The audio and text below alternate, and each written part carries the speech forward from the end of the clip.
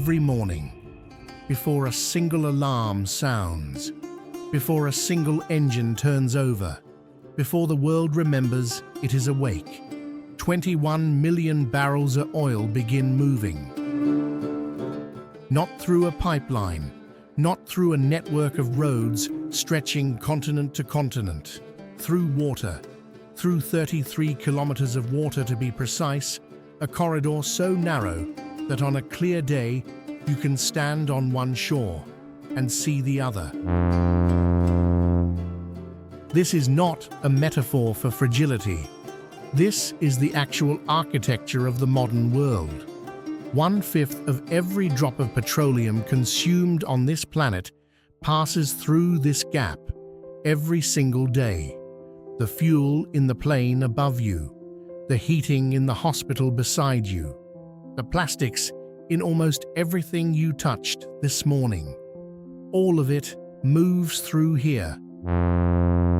The Strait of Hormuz does not look like power. It looks like water. But somewhere in those 33 kilometers lies a question that keeps the most powerful governments on Earth from sleeping. What happens if it closes? Look at it on a map, and your brain resists what it sees. Two landmasses, Iran to the north, Oman to the south, pinching together like fingers, closing around a throat. At its widest, the strait stretches roughly 167 kilometers. At its narrowest, 33. But the water itself is not the most unsettling part. The shipping lanes are. Each direction of traffic operates within a corridor, just 3 kilometers wide. 3 kilometers, the length of a modest city park. And through that corridor, a fully loaded supertanker, a vessel longer than the Empire State Building is tall, passes every 6 minutes. Every 6 minutes. Now here is the detail that changes everything. The strait has no single owner. Iran controls the northern shore. Oman controls the southern. Every tanker moving westward out of the Gulf technically enters Iranian territorial waters.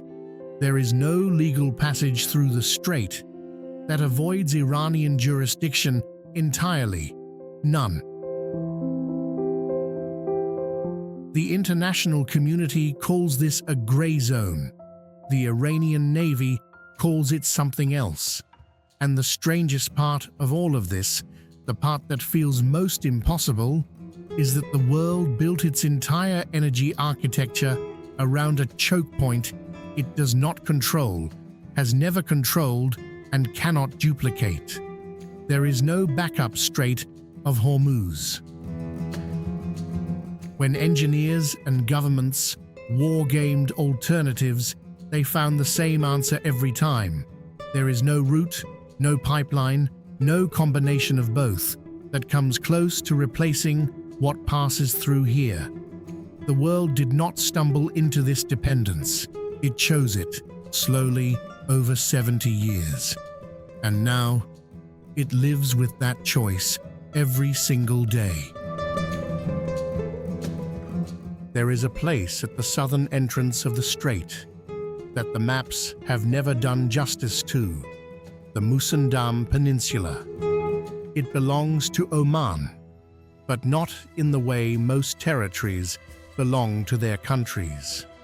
Musandam is physically detached from the rest of Oman, separated by a stretch of UAE territory, a fragment of land that juts into the strait's mouth, like a stone dagger pressed against the world's jugular.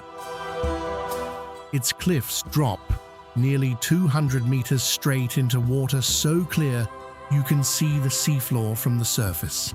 The fjords here, called khors, cut so deep into the rock they feel less like coastline and more like wounds, like the earth split open just to show you what was inside.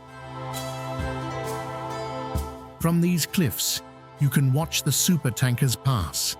You can stand in total silence, wind coming off the Arabian Sea, and watch the slow procession of vessels carrying the world's energy through the world's most contested water. It is surreal in a way that photographs cannot capture. The Shihu people have stood on these same cliffs for over 3,000 years. They developed their own dialect here, their own architecture carved directly into cliff faces, and a singular tool found nowhere else on Earth. The jers, a small axe fused with a walking stick, designed for navigating paths that should not be navigable. They watched boats pass for 30 centuries before those boats began carrying the fate of the industrial world. I wonder what they made of it. The sudden enormity of the traffic below. Whether they understood instinctively that something had changed, that the water their ancestors crossed in wooden boats had become the most strategically critical strip of ocean on the planet. Cross to the northern shore, and the atmosphere changes entirely. Bandar Abbas sits on the Iranian coastline like a sentry that has never been relieved of duty. Iran's primary naval base occupies this stretch of water, close enough to the shipping lanes that IRGC speedboats can reach passing tankers in under 4 minutes. 4 minutes. The entire doctrine of the Iranian Revolutionary Guard Navy is built around one proposition: that this strait can be closed and that closing it is within their power. In 2012, a senior Iranian commander stated publicly that shutting the strait would be, in his words, easier than drinking a glass of water. The United States Fifth Fleet, permanently stationed in Bahrain, exists almost entirely to make that statement untrue. Two of the most powerful naval forces on Earth, positioned within the same narrow corridor, each watching the other, across 33 kilometers of water. But Bandar Abbas carries a history that most people walking its streets have never been told. Before the oil, before the navy, before any of this, it was Portuguese. In 1614, the Portuguese Empire constructed a fortress here, not for oil, which the world had not yet learned to want, but for spices, for the silk routes, for control of the corridor between East and West. They held it for 22 years before Persian forces took it back. Every empire since has attempted the same thing: permanent control of this shore, permanent authority over this door. None have held it. The Portuguese learned that lesson in 1622. The lesson has not changed. Only the prize has. There is something the cargo manifests never capture, something the satellite data and the shipping reports and the geopolitical briefings never quite convey. The sailors who navigate these lanes at night describe something passengers on commercial routes will never see. The strait glows. Dozens of supertankers moving in formation through the dark, lit from bow to stern like floating cities, their reflections dissolving into the black water below. A slow, silent procession of light moving through the most watched and most dangerous corridor on Earth. A river of light carrying civilization forward through the oldest sea on Earth. Have you ever witnessed something so vast, so quietly extraordinary, that your mind simply refused to process its scale? That is what this water carries. 21 million barrels a day, every day. Not just the oil economies feel directly. Every economy on this planet, including those of landlocked countries with no coastline, no navy, no tankers, depends on those lights staying on. Because here is the number that puts everything in context. The last time global oil supply dropped by just 4 million barrels in a single event, it was 1973. Prices quadrupled in 90 days.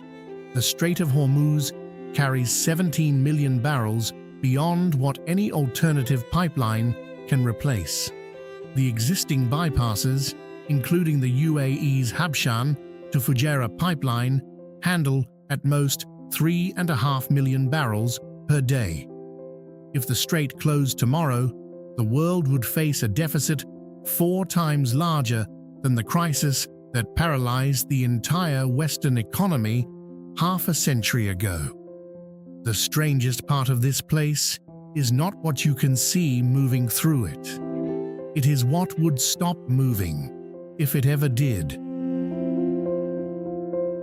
And then there is Keshem, the largest island in the Persian Gulf, sitting directly inside the strait itself, and almost nobody outside Iran has heard its name. Keshem carries 2 secrets that the world has largely chosen not to examine. The first is above the waterline, the Hara mangrove forest, 200 square kilometers of ancient coastal woodland stretching along Keshem's northern shore, the only mangrove ecosystem in the entire Persian Gulf, home to species of bird and marine life found nowhere else on this planet. A wilderness so intact, so quietly extraordinary, that standing inside it feels like discovering a room in a house you thought you knew completely. The second secret is beneath the island. Keshem sits directly above the geological formation connected to the South Pars gas field, the single largest natural gas deposit ever discovered on Earth. The Strait of Hormuz does not merely carry the world's oil above the water, it sits on top of the world's gas. Beneath it, and on the water between these 2 secrets, the people of Keshem still build wooden lenge boats by hand. The same design, the same joinery, the same understanding of wind and current used for over 1,000 years. These boats once carried pearls and frankincense and silk through these waters. Now they navigate between supertankers, unhurried, completely indifferent to the geopolitical weight of the water around them. The ancient and the industrial sharing the same narrow sea. The Strait of Hormuz is the place where every contradiction of the modern world converges: power and fragility, ancient and industrial, the silence of deep water and the noise of everything that depends on it. Every civilization that has ever built everything on a single point of fragility has eventually discovered what that fragility costs. We are not the first empire to stand at this shore and call it security. We may not be the last. But standing here, watching those lights move through the dark water below, the question that remains is not whether the strait could close. It is whether we have built a world wise enough to ensure it never does.